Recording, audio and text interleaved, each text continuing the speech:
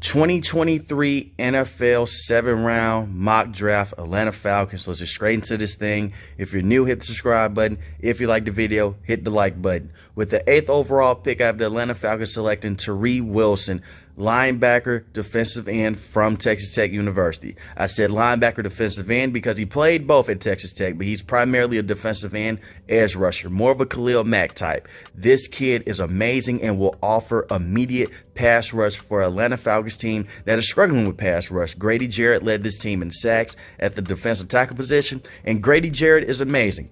But when you look at Grady Jarrett, he should not be leading your team in sacks. And he's been the consistent guy throughout the entire season. And he was an ultimate defensive lineman for this team. Amazing player, but he needs help. And getting a guy like Tari Wilson will help that. Standing at 6'6", 275, takes up a lot of space, can stop the run, and he's elite on the edge with 7 sacks, not just this year, but also last year. So he's consistent with it. And he was second with the most pressures in all of the Big 12, and he would have been first if they didn't have him covering some tight ends in space. This guy right here is one of the best pass rushers in this class. You miss out on Myles Murphy because I have him going to a different team in my mock drafts, but you make up for it by getting Tari Wilson. And like I said, he would have gotten more sacks if Texas Tech didn't use him more than that linebacker type, just put him at primarily defensive end. You've been able to work in that situation, but he comes over the Falcons, give you instant pass rush. With the 44th overall pick, I have the Atlanta Falcons selecting Rasheed Rice, wide receiver from SMU. Personally, one of my favorite players in this entire draft class. 96 catches, 1,344 yards, and 10 touchdowns last year. Electric deep threat, stands at 6'3", 203 pounds. He will be an instant dream matchup with Drake London and Kyle Pitts. Kyle Pitts got hurt, but we know what Kyle Pitts can do when utilized properly. Over 1,000 yards receiving. Drake London, good physical wide receiver, has trouble separating at times. Rasheed Rice does not. He has the frame, he has the ability to go deep and make plays for you. This guy can be a true threat and can help out Desmond Ridder. You're not going to be selecting a quarterback early in this class, if not at all. So you have to build around Desmond Ridder and get them as many weapons around him, and getting another wide receiver for this team will also help. Besides Kyle Pitts and Drake London, you're kind of thin at the receiving options. You can work off of play action, and he's one of the best play action wide receivers in the slot and outside the slot as well in all of college. Comes in and give you instant playmaking ability. With the 75th overall pick, I have the Atlanta Falcons selecting KJ Henry, defensive end versus Clemson. Another one of the personal favorites of mine. 6'4", 255 pounds, 5 sacks in 2022, 50 total pressures, 31 quarterback hits, 31 quarterback hurries, and 14 quarterback hits. Instant pressure. That's what this Falcons defensive line needs. A guy that can come in and just give you pressure. He's not going to give you the high sacks, and a lot of his sacks got washed away because he's playing alongside Myles Murphy. But this guy right here can come in, stop the run, more of a run stopper than Tari Wilson in the first round, and will be an instant playmaker on the edge for you as well, and can come in and take up some space and will help solidify this defensive line with Grady Jarrett, and will help out that front four and the front seven as a whole. This draft should be all about getting pressure and making guys in the back end like Casey Hayward and AJ Terrell's life easier, so they don't have to cover as long.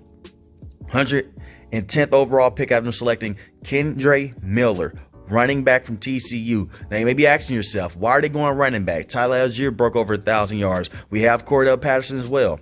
Cordell Patterson got hurt, dealing with injuries. Cordell Patterson, phenomenal playmaker, electric. You want to stop using him as much of a running back, in my opinion. He's a punt returner for you. He's a kick returner for you. Amazing running back. So is Tyler Algier. But getting a guy like Kendra Miller, Cordell Patterson has 1 year left in his contract. Kendra Miller, excellent playmaker, can be the 1-2 punch with Tyler Algier, and will be an excellent backup plan if Cordell Patterson does get hurt, if you don't want to give him that many carries in the game. Kendra Miller had 216 carries, 1,342 rushing yards, 17 touchdowns rushing as well, and can also be a nice receiver out the backfield. Not to Christian McCaffrey, not to Alvin Kamara standard, but can catch some balls behind the line of scrimmage and can make some plays for you as well. Like I said, Cordell Patterson, 1 year left in the contract, and he also has been dealing with injuries as well. 113th overall pick, I have them selecting Vantavius Miller, linebacker from Florida, 6 foot, 221 pounds, instant tackle machine. Not a guy that you want in the middle of the field covering tight ends and wide receivers on slant patterns. You can do that in the red zone. The red zone, he's good in coverage. In general, you will not want this guy to be a pure coverage linebacker. He should be there for tackling only right now. He needs a lot of development in his pass coverage game. I've seen it on film. He can't really cover running backs out the backfield because his backpedaling is slow. But when it comes to him tackling and going sideline speed and getting physical with running backs, he's amazing. And he's an amazing tackler as well. If he can be the second guy to get to the tackle when it comes to wide receivers catching the ball. He is good and better in red zone situation when it comes to his coverage. Just in general, I would not trust him to be covering linebackers in open space, covering tight ends in open space just yet. But he is a good linebacker, and he solidifies a huge need for this Falcons defense, which is a tackling issue, and can also blitz the quarterback as well. So that's also a nice little thing the Falcons can do with their brand new defensive coordinator. The 145th overall pick, I have them selecting Miles Brooks, cornerback from Louisiana Tech. 6'2", excellent in the red zone situation, excellent in zone coverage. His quarterback, when the quarterbacks were testing him, his quarterback rating was 44.8.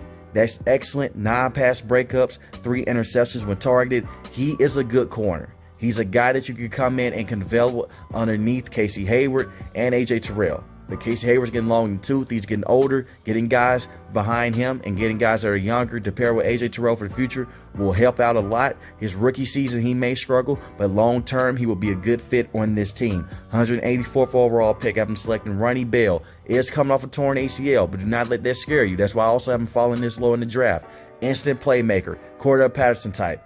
Electric kick returner, electric punt returner, electric in open space when you put the ball in his hands. He can run jet sweeps for you. He's a gadgety player that Arthur Smith would love to have. He can play some running back for you. He can play some slot wide receiver and just a Mr. Do-It-All for you and can be electric. If you decide not to bring back Cordell Patterson, you have Kendra Miller as your second running back, the 1-2 option with Tyler Algier, and you'll also have Ronnie Bell that can slide in for you and be your permanent kick return and punt returner for you and can give you some snaps at wide receiver. The last pick in the draft for the Atlanta Falcons, 224, Cameron Mitchell, Northwestern, corner.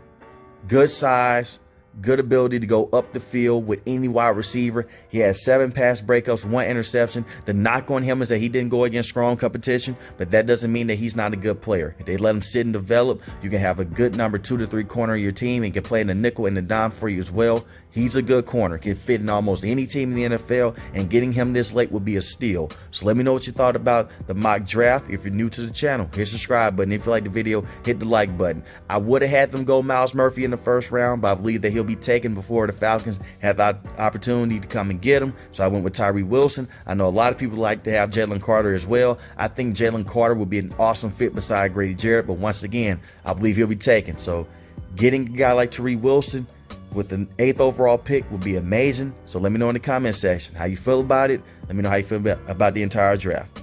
Most importantly, when each and every last one, guys, stay safe, stay positive. Thanks for watching the video, guys. Love y'all. Peace.